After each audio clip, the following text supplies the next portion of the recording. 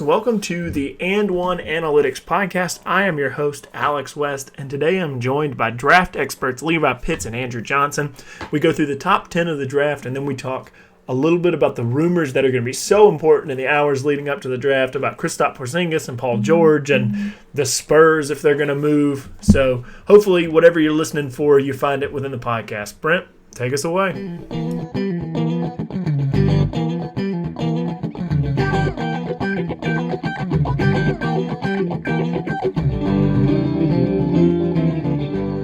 Welcome to the draft day edition of the And One Analytics Podcast. I am your host, Alex West, and I'm joined by two draft gurus, Mr. Levi Pitts. Levi, are you with us? I am with you. And Mr. Andrew Johnson. Andrew, are you there? Present and accounted for. So we actually have, this is take two of this podcast. We recorded an entire draft last night, and then due to some technical difficulties, it was lost. So here we are with take two, but a lot of big news today, a lot of things going on, a lot of craziness surrounding the draft and the hours leading up to it. So we're going to take you through the top 10, and then we're just going to talk about some rumors and some trades and some things that we like and don't like. So let's just dive right in there. Levi has pick number 1 for the Philadelphia 76ers. Who you taking, Levi? Well, I think it's pretty clear who the number 1 pick is, and I think it's pretty clear who Philadelphia is taking, and that is going to be Markelle Fultz. Fultz is, I guess, not to everybody the best player in the draft, but to many people he would just be considered the best player. And not only is he a fantastic playmaker, a pick-and-roll expert, and has excellent passing vision, even if he needs to work on some of his passes, he fits pretty perfectly into Philadelphia's plan. I think that's the main reason they traded up, was because they just really wanted Fultz and they knew he wasn't going to be there at 3.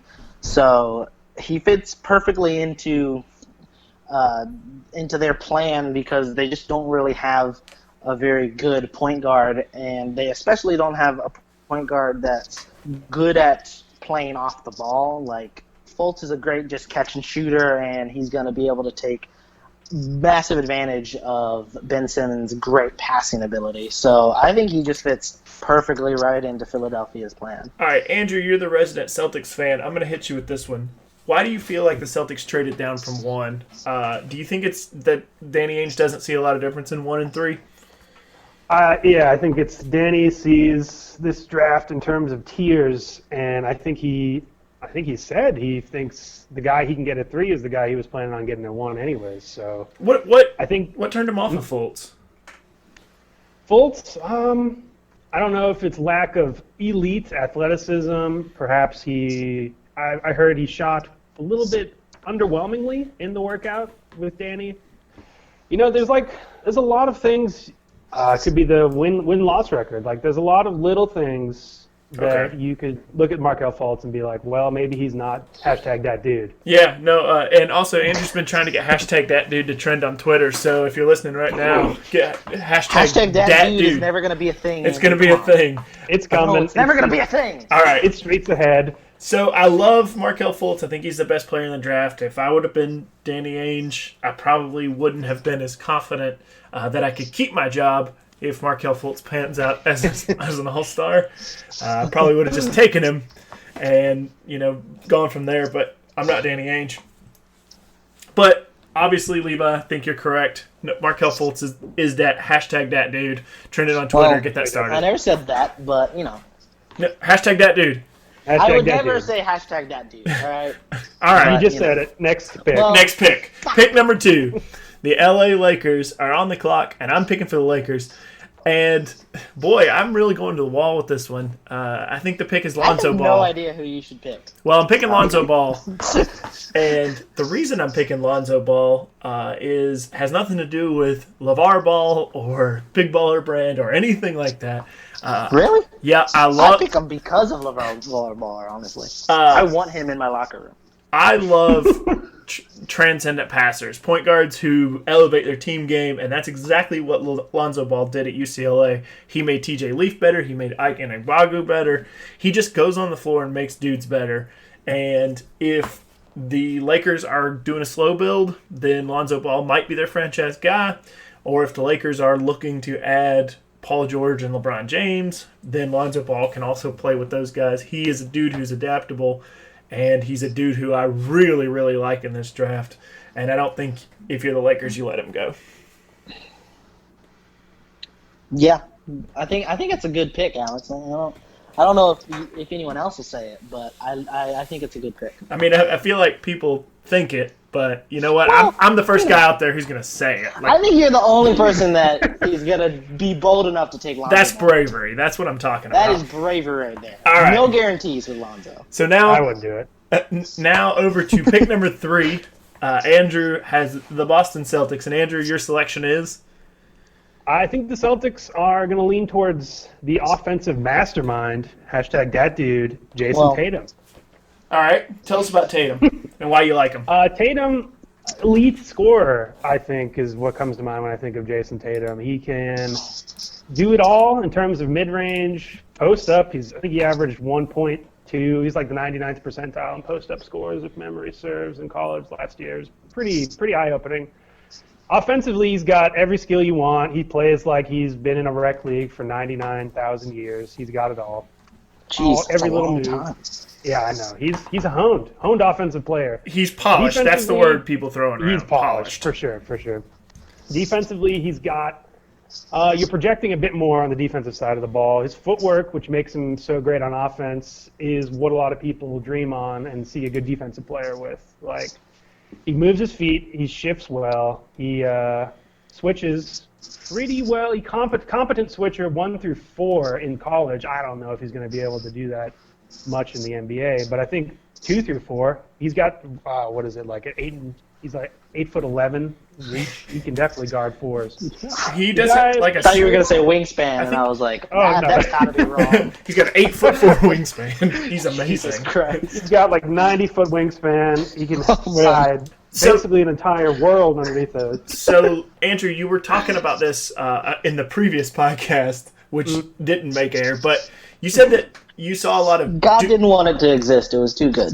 All right. You saw that Duke was switching a lot. Yes. And do you think that sort of... I mean, it obviously translates pro teams switch a lot. Do you think that he's a competent switcher?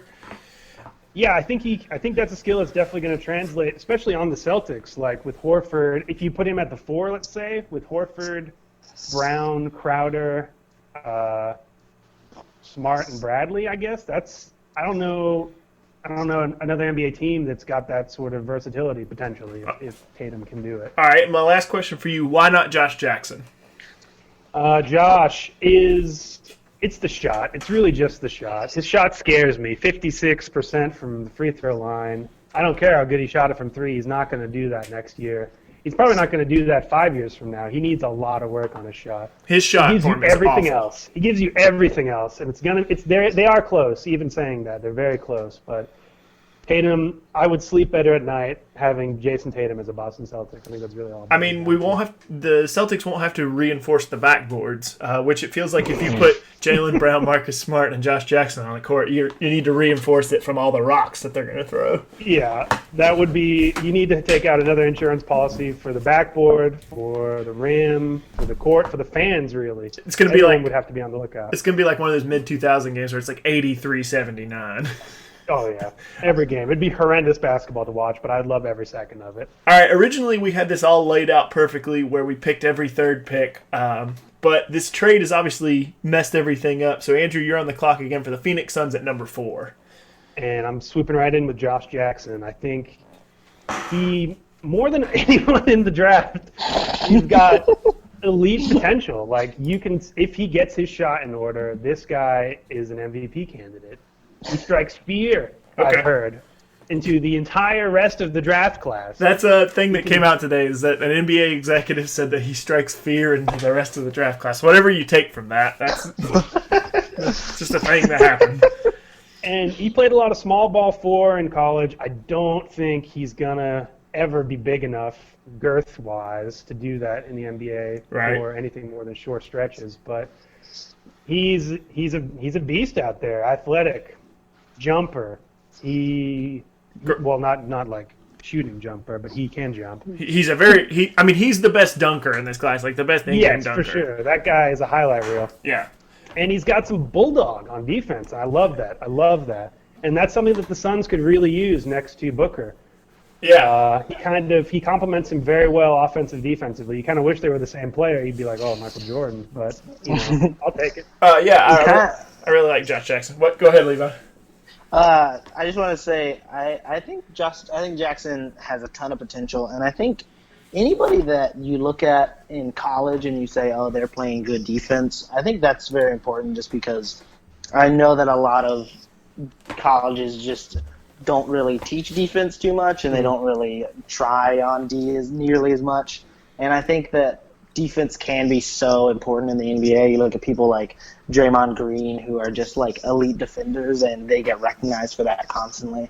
So I think that Jackson has a lot of potential, not only defensively, but he's good offensively as well. So he's able to kind of be a sort of a two-way player, which is also pretty rare in today's NBA. A lot of people are saying he's going to give you max effort. Yeah, a lot of people are saying he's the best two-way player in the draft. Levi, that's probably true. I just want you to know that you gave every white dude in the North Carolina area a heart attack when you said college players don't play defense. But your point is well taken. You guys have bad technique. They don't train as diligently in college as they will in the pros. There's just more time to dedicate to it, and you're paid professional. But you got to like a dude who can play defense, particularly who can guard 2s, 3s, and 4s, which is what Josh Jackson can do. Somebody who's defending at such a young age, somebody who's like really committing to it. Looks like he loves it too. Yeah. I mean, he's just lives for it. Yep. Yeah, he lives for it, and he hustles really hard. He's so committed, and I think that's something that's just really it's just special, Yeah, most definitely. So the 5th pick in the draft, the Sacramento Kings. I have selected De'Aaron Fox. De'Aaron Fox is hashtag that dude. Oh yeah, trending. Trended on Twitter, hashtag that dude. But I think De'Aaron Fox is a really, really special prospect. He's obviously very small. He's got a thin frame, and there's a lot of things not to love about him.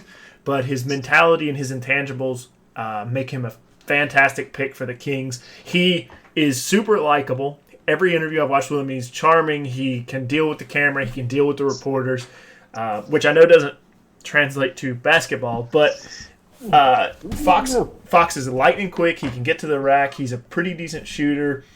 He's a bulldog on defense, and he is a potential franchise player. I'm not saying he will be a franchise player, but I'm saying he has potential. And the Kings need a franchise, a potential franchise guy, and they need it not to be Boogie Cousins.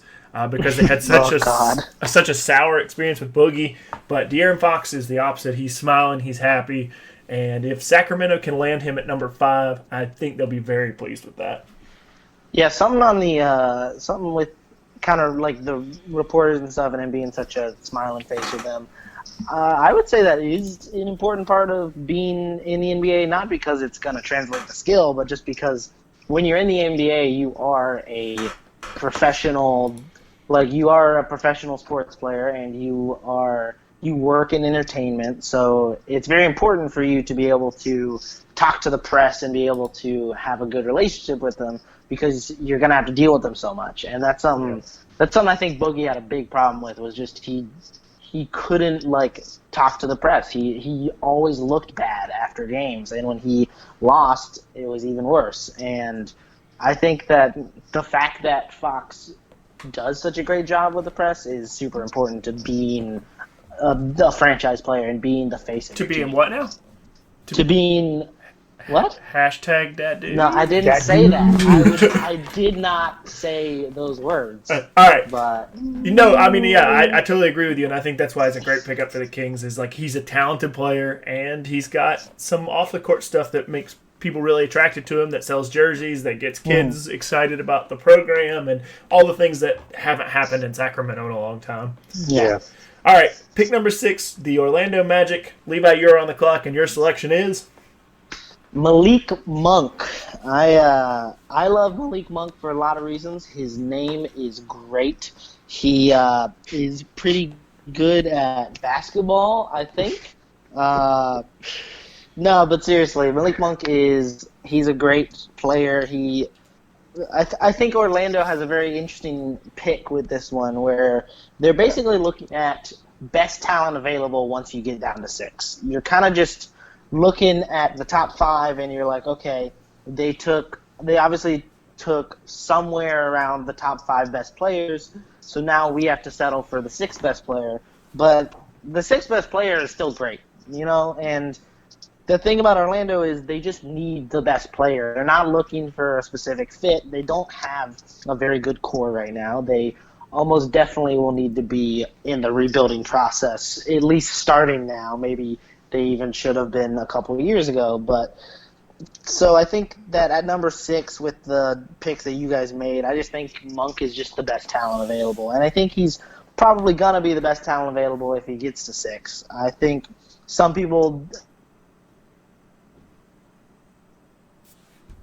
I may have lost them. They'll be back.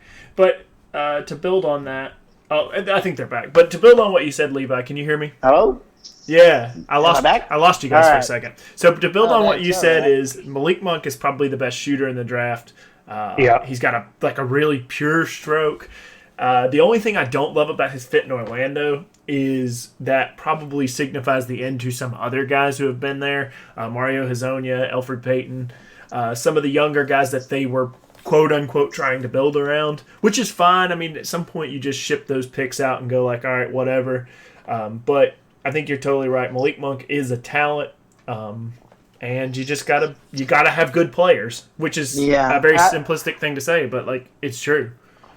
Yeah, and I would also say I think that Malik Monk at least has the potential to just be better than everyone they've been trying to bank on at this point. Yeah. Just because if you're taking, especially when your team is as terrible as Orlando is right now, they're awful. When you're looking at they're so bad. They're bad. When you're looking at a team that just has some players that they tried to build around but couldn't really work around, it might be better to just take the better version of a point guard and slot those guys maybe into the backup, slot them into 6-man roles, and just go, all right, let's try to just build a better team, Yeah, definitely. So that's good there. Let's go on to number 7, the Minnesota Timberwolves. Andrew, your selection was Jonathan Isaac. All right. I think he's a really good basketball player, first and foremost, but I like this pick because I want to see him, Cat, and Wiggins play some 2097 NBA defense. This is positionless defense at its finest, in my mind. Okay. Very efficient. He wasn't a high-usage guy in college, but all of his numbers, from 2, from 3, from free throw, scream efficiency. He's also a very efficient defender and very athletic. Long guy, you can see him doing anything on the defensive side of the court, and that's the most tantalizing thing. Yeah, I totally agree with you. The thing I like about Jonathan Isaac is that positionless player. He can be a 4, he can be a 3. And I also kind of think he's a dude who might take a jump on draft night. I could see him going 5. I don't think that's crazy that he could jump up a couple spots. I wouldn't even be surprised if Ainge calls his name.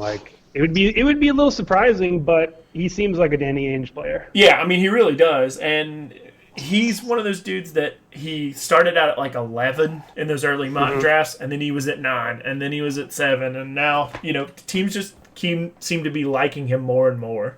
He's got helium. Mm-hmm. I mean, that's if you're picking at number 7, you can do worse than Jonathan Isaac. I mean, you could draft Johnny Flynn again. So. Oh man, don't. That's too soon. Too soon on drafting Johnny Flynn. Oh yeah. All right. You could also draft Lauri Markkanen. I'm not drafting Lauri Markkanen ever. So the number 8 pick in the draft, I have the New York Knicks. And for the New York Knicks, it's kind of like, I posted this in my article today, but it's kind of like what family member you want to send to the Red Wedding on Game of Thrones. Oh, man. But for the Knicks, I selected... Where do you want to waste your prime? Exactly. That's basically what it is. So my pick was Dennis Smith. Now, this is contingent on them keeping Porzingis, which kind of still seems to be in flux. They can't really get a deal hammered down with Boston at the moment. Nobody else has really jumped in and overwhelmed them. But I think Dennis Smith... I'd still take the under on 0%. On 0% of what? 0% that they won't trade him. 0% that they won't trade him, and you're taking the under. Under 0%. Ooh, it's a bold move, Cotton. All right. I like Smith a lot. He could be the second or third best player in this draft, or he could not be in the league in a couple of years. I think he has a ton of upside. He's hyper athletic. He can create space to shoot. He's a good pick and roll player. He has trouble knocking down shots when he creates space. He's not a good shooter off the dribble, and he can be downright lazy on defense. But I think if Dennis Smith is engaged and they're dedicated to him as one of the players of the future, I think he can really be an asset. And New York is in that Orlando Magic position where they just need good players, and I think Dennis Smith is as good a player as you can get at 8. Yeah, for sure. Can we just say a prayer real quick for Dennis Smith's career? If whoever goes to New York at 8, what a death knell. Let's just hope it's not our boy Frankie. I mean, I hope it's Lauri Markkanen. All right. Oh, yeah, that would be good. That'd be real good. I hate. We've been through this before. I've been through it with these guys, and they know this. I hate 7-footers who can't rebound, so that's why It's Markkanens. Markkanens are constantly Lauri Markkanen is constantly the butt of the joke on this edition of the podcast because 7-footers who can't rebound are fine and dandy if you want Ryan Anderson, but they're not so great if you want to win a championship. So pick number... Got a European name, though. Pick number 9, the pick I think we're all most excited about. Baby. Mr. Levi I'm going to Pitts. take Lauri Markkanen. No, you're not. The Dallas Mavericks select... All right, you want to know why I hate Seth Curry? No, I want to know who you select at number 9. The reason I hate No. is because every time you're going to get muted. Well... Tell me who you select at 9, and then you can tell me why you hate Seth Curry. Come on. All right. Well, we all know who I'm going to select at 9. All right. It's hashtag that dude, yeah. Mr. Frankie Smokes, Frank Ntilikina. All right. So tell us why you like Frank Ntilikina. I love Frank Ntilikina because he smokes cigarettes. All right. And that is the only note I have. So if you just want to move on, he's a French segue dude. right into your Seth Curry. All right, so Seth Curry. Tell us why you hate Seth Curry. All right, so I hate Seth Curry because every time I play 2K, I'm always thinking I'm getting a really good deal on Steph Curry because it just says S Curry. And then I'm like, sweet, I get to trade the 29th pick in the draft for Steph Curry. And then I just end up trading for Seth Curry. And you would have rather had the 29th pick in the draft. Yeah, I'd rather have the 29th pick in the draft. I'm also really confused why Steph Curry is making $0.5 million a year. But, He had a really bad year on NBA 2K. Yeah. Anyway, Frank Ntilikina is a tremendous upside player. Obviously, he hasn't developed. He's going to be a little bit of a project. But Dallas has had some success with some project guys. I mean, up to and including Dirk Nowitzki. I'm not putting Frank Ntilikina on that level, but I'm certainly saying that he has a lot of upside. He's long. He may not be an everyday point guard. He wasn't an everyday point guard when he played in Strasbourg. They had a couple of other older guards who did a lot of the ball handling, which is actually, I think, a perfect situation for him on Dallas because he has guys like Seth Curry, Yogi Ferrell, J.J. Barea, Devin Harris. There are a lot of guys who can handle the everyday duties of playing point guard while Frank Ntilikina develops. And maybe he's just a 2 guard and we don't know it yet, but at least in this position he'll be able to be brought along slow, he'll be able to develop and then hopefully hit his ceiling, which I think is pretty high. He's also got a great frame. He's oversized point guard, which I know you love. I do love oversized point guards. And you love oversized point guards that can play defense, and he can do both of those things. He's got some good passing talent, good vision, all kinds of stuff. He's got a whole ton of potential, and I think that's a really good spot to be in when you're the Mavericks because you're kind of in a very similar position that a lot of teams are in right now, where your team's just bad, and you want to get a player that's going to be good later, and you don't really need a win-now situation player like some teams do. You just need a player that can develop and that's going to be better over time. Yeah. That's exactly why I think Dallas is a perfect spot for Ntilikina to land. All right, final pick in our... Quick question. Oh, no, hit me. Go ahead. You think Cuban's going to try to get Ntilikina into #Vape Nation? Yeah, I kind of feel like they're going to try and get him off the cigarettes. You know that Nurkic also smokes. Yusef Nurkic for Portland. Yeah. Ooh, that's a true. So one of the like apocryphal stories about Nurkic is that he went out during the draft and had a smoke break. Like during the draft, like he got drafted during the draft. Yeah, he was like the 16th pick in the draft. If Frankie Smokes doesn't do that, I'm gonna be disappointed. And like Yusef Nurkic apparently went outside to smoke a cigarette during the draft. Just to light one up. Just to light one up. Jeez, just to light one up. All right. Oh yeah. Also, if anyone is deserving of #thatdude, it is Frankie Smokes. Frankie Ntilikina, so I'll give it up to him. No, it's Frankie Smokes. Frankie Smokes. Yeah. All right. Yeah. The last pick in our mock draft, taking us through the top 10, is a little bit of a reach, probably, but it's a dude that I really like. It's OG Anunoby from Indiana. He is a 3-and-D dude to the core. The Kings just need talent. I'm not sure he's a franchise player, but I do see him with the versatility of a guy like Victor Oladipo, probably. And I really like 3-and-D guys, and I don't think that there's a huge impact player. Maybe you reach for Harry Giles at this pick, but that seems like a really big reach, and you'd have to be very sure that his medical history is behind him. But I like Anunoby. He's obviously also coming off an ACL injury, which for a defensive first guy can be a little bit scary, a guy who uses his quickness and his explosiveness to defend. But if Anunoby is healthy, I expect him to go pretty high in this draft as a 3-and-D guy. All right. Yeah. Good commentary. All right. That was good. I like that. I like that pick. All right. I like the pick. All right. I was really surprised by your Lonzo Ball at 2 pick, but I did like it a lot. You think that was good? You think that? You think? All right. So let's. My mind. You just didn't even finish. You couldn't think of anything to say. Sorry, no. Listen, I'm on Twitter at the same time because the NBA changes by the minute. Yeah, the world just blew up. So let's talk about a couple of things leading into the draft that have had some significant importance.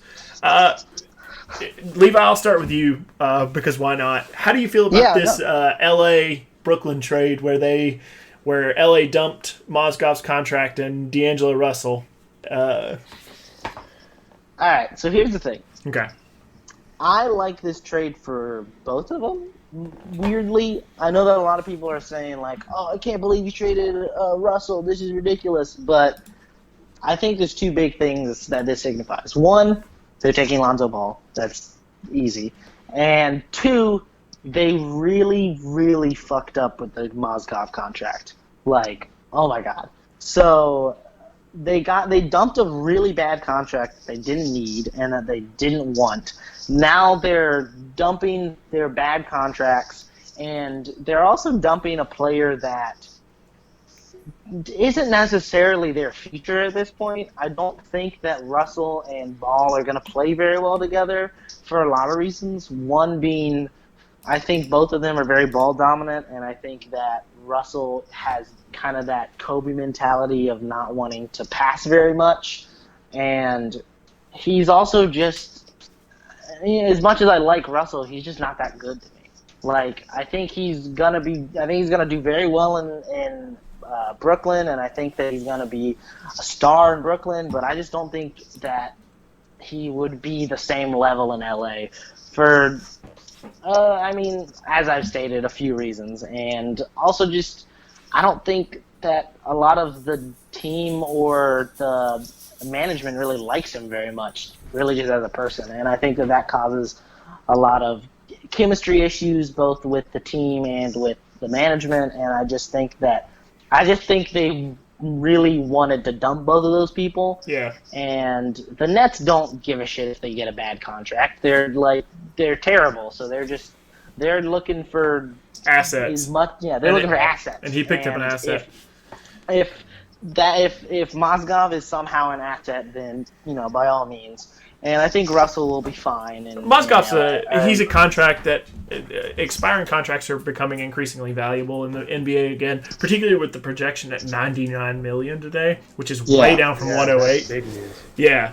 I suppose that was yesterday, but that difference, those expiring contracts. I mean, I know Mozgov's got 3 years after this one left on his deal, but at some point that can be a trade asset. And if you pick up Russell for it, it's not that big a deal. Andrew, how do you feel about that trade? I like it a lot for at least the Nets. I think I like it for the Lakers too. If you're trying to win now, I guess. But Russell, the Nets are going to be worse next year. And I think that goes without saying. But maybe it doesn't. But I think they're going to be worse next year. But they're way better off 3 years down the line. Trading Lopez for Russell is it's a steal. You take on as many bad contracts as you can, in my mind. The Nets. I think it's the first good trade, or really move that they've made since before they traded for Paul Pierce and Kevin Garnett, the worst trade of all time. So you're really that worst trade. Bad trade. So you're really setting the bar as like this is the franchise reset for them. Yep, this is their new line in the sand. They have crossed it. It's a new day, and I'm glad that the Celtics have their pick next year and not 3 years from now. I think they're gonna start turning it around. Okay, so Andrew? I'll start with you on this one. Does the Dwight Howard trade move the needle for you at all on either team, on Atlanta or Charlotte? I feel like the needle moved a little bit, but you can't be sure if that was just a gust of wind or not. Okay. I don't think I couldn't have imagined Dwight Howard getting traded like 5 years ago and not having this be big news, and it's just like it's an after story. Like I'm more interested who the Knicks are going to pick at 8 than I am that Dwight Howard got moved to the Charlotte Hornets. Yeah, no, I totally agree with you. Levi, I'm more scared about who the Knicks are going to pick at 8 than I am at all concerned about. I think this is actually a pretty good trade for Charlotte, but it's also terrible. It's good that that they are improving in an Eastern Conference that's not great, so they can make the playoffs. It's bad in that I don't love being stuck in the middle, and I feel like adding Dwight Howard to that roster, they have a pretty decent defensive roster, which puts them at like a 7 seed in the East. They're like the definition of the middle. Yeah. I don't like it. Yeah. I mean, so like, you're better, but you're better to what end? I mean, he's not your best player anymore. It's not 2009 Dwight Howard. Like, this is Dwight Howard, back injury Dwight Howard. And I just, like, don't love being stuck in the middle. I mean, maybe, they're going to eat the contract and use that space later, and there's nothing they really are targeting right now, but it just seems like a very Michael Jordan move to get a big name like this. 2 years too late, 5 years too late, 8 years too late, however late. Unless he's got some more of that Space Jam sauce to give him, like Michael's special, Michael's special stuff, drink. dude. Yeah, there you go. Special stuff, yeah. Or maybe it's secret stuff. Damn. Ooh, that sounds good too. Michael's secret stuff. I think that's right. So the big news floating around right now is that Kristaps Porzingis might be available. Everything's kind of log jammed at the moment. There was a report, and I just sent it to you guys a minute ago. The New York Daily News reported that the Knicks want both Nets picks, Jaylen Brown and Jay Crowder, for Porzingis. Yeah, obviously. Which seems pretty high. Would you move Kristaps Porzingis, and why not? Okay, so if I were the Knicks, I would probably do it because Porzingis obviously hates everyone right now and just kind of doesn't want to be there. And even though he's a great player, I think a great player that is in a bad situation and really doesn't want to be there is basically no value because they're just going to be so unhappy, and then they're either just going to not try or they're just going to essentially demand a trade. And I think at this point it's just better to go for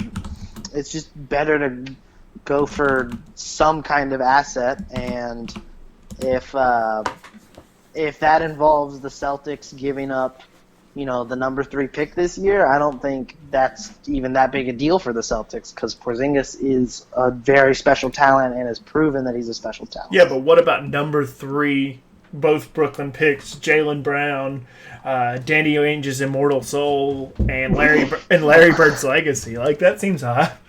No, it's very high. I don't think that you want to trade any of that. I don't think you want to trade that much for Porzingis. Porzingis is a great player, but how much longer does he have on his contract? Do you know? Porzingis, I think he's like 4 more years. Yeah. Okay. Well, I guess 4 more years is a solid amount. He's 3 more years, and he has a player option or a team option in the 3rd year. A team option for $5 million. So. Oh wow! Yeah. All right. Well, I think you can lock him down for a good amount of time with that contract. Then, so I think that's still too much. I think you're giving up essentially most of the pieces you need for him to be good in your team because I think that the Celtics are still not quite where they need to be. They probably need a couple of those assets to get there, but I could totally see them at least dumping number 3 plus something else for Porzingis. I don't think that's a bad trade. Andrew, you're the Celtics guy. What do you think about that? Yep. That trade's too much, but what do you think about acquiring Porzingis? I think if you're limiting it to draft picks and 1 or 2 starter guys like Crowder, Bradley, I think you do it. I mean, I know you do it. You do it.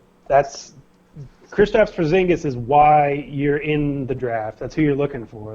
You're looking for a blue chipper. You're not likely to get anyone better or as good the next. You're looking for somebody as good as Kristaps Porzingis, and if you think you can get that at 3, then by all means keep it. But I don't think you can. So there's an analogy about this that I kind of feel like it's the guy on stage, and they give him a boat or they give him the mystery door, and he says.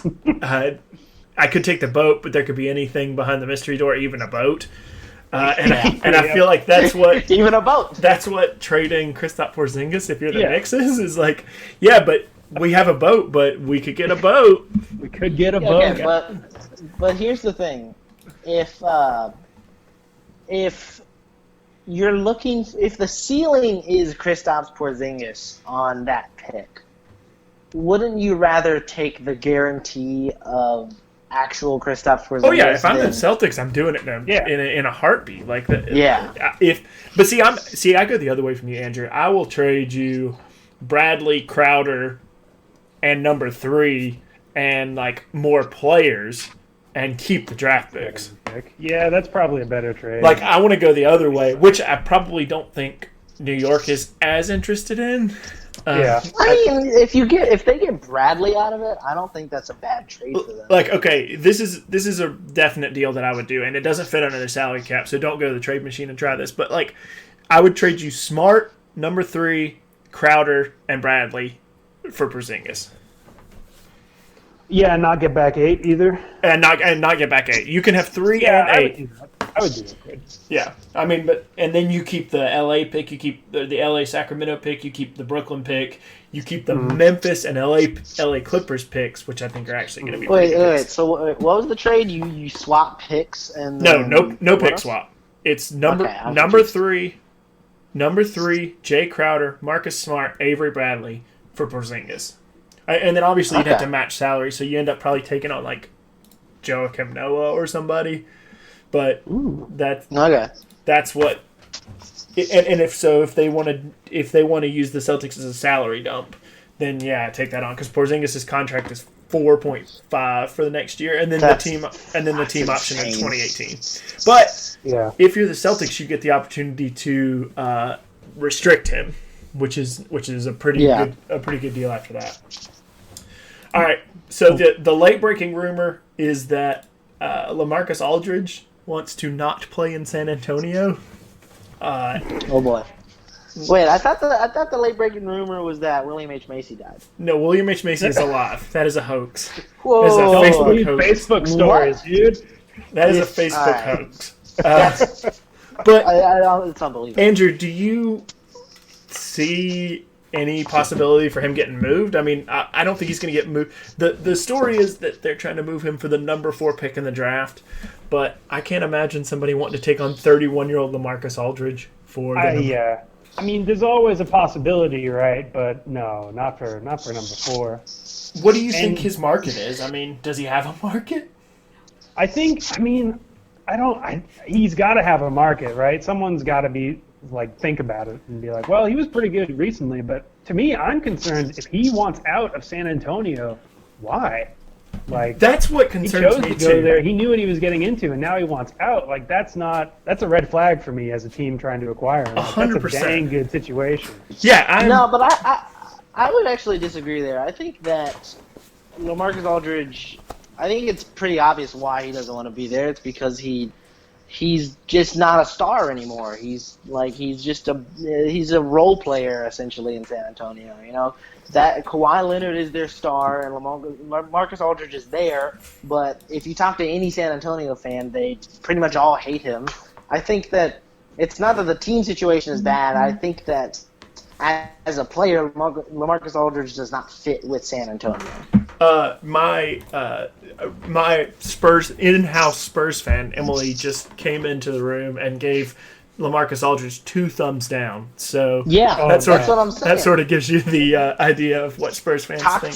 Talk to any Spurs fan; they all hate him. Yeah.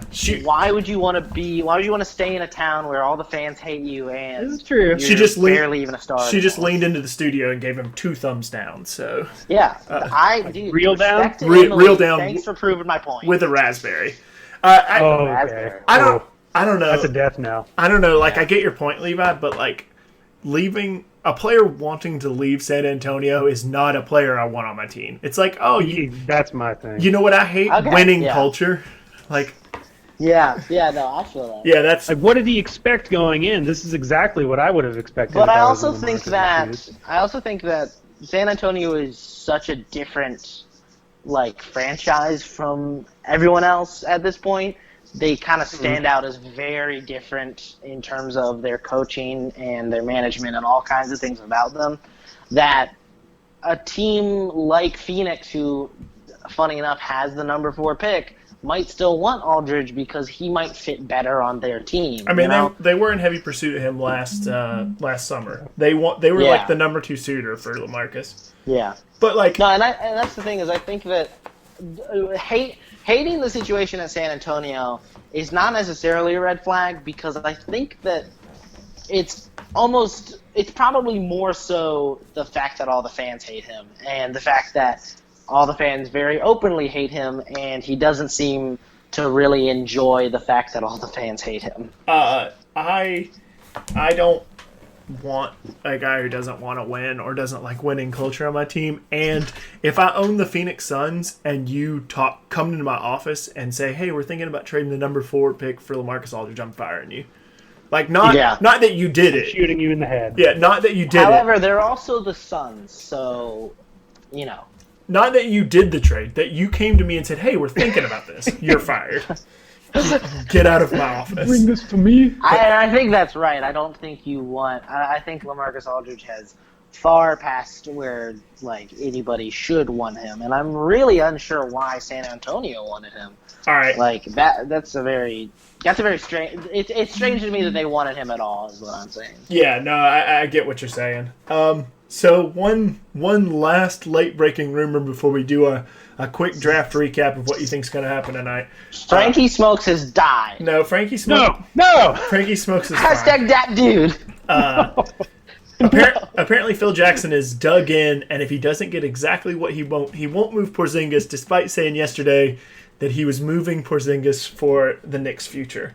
So really, really interesting, possibly senile Phil Jackson. What is Phil doing? What happened to Phil? He's senile. I think that's pretty apparent. He fell asleep during a scouting thing, and now he wants to trade/not trade Kristaps Porzingis. Fell asleep in a sunbeam. Phil Jackson. What the jeez. Levi, I'll start with you. Draft tonight. Anything exciting? Do you think Paul George, LaMarcus Aldridge, Jimmy Butler, Kristaps Porzingis, do you think any of these guys move, or do you think we're just going to be pretty conventional? I hope one of them moves. I think that the fact that I think the most likely one was Porzingis, but if Phil Jackson is gonna ask for way too much and then say I'm only getting what I want or I'm getting nothing, then I doubt he's gonna move. But I think Porzingis was the most likely until we heard that news, and now I think it's possible Paul George gets traded, but I also think that everyone that is trying to trade for Paul George doesn't have very valuable draft picks this year, so except Boston apparently. Yeah, but I don't know if Boston wants Paul George. Andrew, are any of these guys getting moved tonight? I would have said I think Paul George was close to 100%, but it feels like Porzingis has kind of stolen a lot of that thunder and that GM trade talk recently. I think someone is getting moved between Porzingis and George. I don't think Butler's moving. I doubt Butler's in my moving head, at all. I think it's Paul George. Okay. All right. And who's moving up the draft board tonight? Who's going to trade something to move up the draft board? I think the Spurs seem like they've anytime the Spurs have rumblings of moving up, I feel like they probably will. And to me, that's a good sign if you're drafting high in this draft class. If the Spurs are interested, there's some good. Yeah, I think Spurs, Timberwolves, Knicks. I think they all have potential to move up. I think the Timberwolves want to move down. They want to move down? I think the Timberwolves, the buzz is the Timberwolves want a veteran starter for number 7. Whoa. Yeah. Whoa. That's the rumor. Man. Oh, jeez.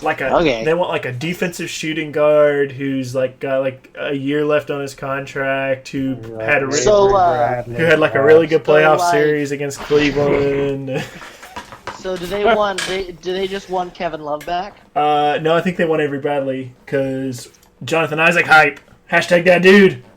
That dude, he's coming. He's coming. If anyone is hashtag that dude, it's Frankie Smokes. All right, guys. Well, that dead dude. I appreciate. He died. I appreciate both of you coming on the podcast. He smoked too much, and I hope that you both enjoyed being on the show. I hope you guys enjoyed listening. Love it. I can tell you, I did very much enjoy being on the show. Special thanks to my guests, Andrew Johnson and Levi Pitts, for coming on the show. We had a great time recording during what was a very tumultuous period of the NBA.